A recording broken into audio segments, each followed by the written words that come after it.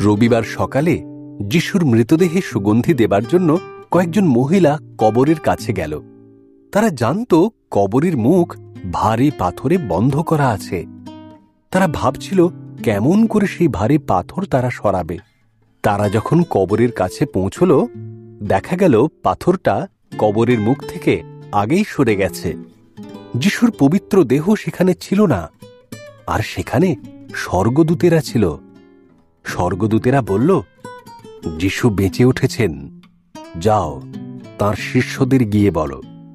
মহিলারা ফিরে এসে শিষ্যদেরকে খবর দিলে পিতর ও যোহন দৌড়ে গেল সেই কবরস্থানে যিশুকে দেখবে বলে। কবরের সব কাপড়ই তারা পেল, তবে যিশুকে পেল না। গভীর চিন্তা নিয়ে তারা ফিরে এলো। পরে যিশুর শিষ্যরা একটি ঘরে একসাথে জড়ো হলো। এই পুরো ঘটনা নিয়ে নিজেরা আলোচনা করতে লাগলো।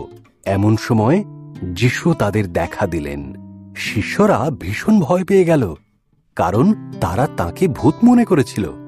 যিশু বললেন, ভয় পেও না, আমার হাত পা দেখো, এটা আমি।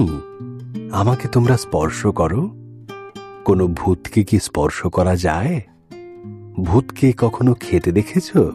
আমার কিন্তু খুব খিদে পেয়েছে। তিনি সেদিন শিষ্যদের সাথে বসে কিছুটা মাছ খেলেন। তারপর তাদের শিক্ষা দিলেন। তিনি বললেন, পবিত্র শাস্ত্র পরিষ্কারভাবে বলে, মসীহ অনেক কষ্ট ভোগ করবেন, মারা যাবেন, এবং এরপর তিনি মৃতদের মধ্য থেকে জীবিত হয়ে উঠবেন। তোমরা এখন যা দেখেছ তা বিশ্ববাসীকে জানাও। সব মানুষ জানুক, ঈশ্বরের প্রতি অবিচল বিশ্বাস ও প্রেম থাকলে তিনি সকল পাপ মার্জনা করেন। আমি যা করেছি তার জন্যই তারা ঈশ্বরের কাছে প্রেম লাভ করবে।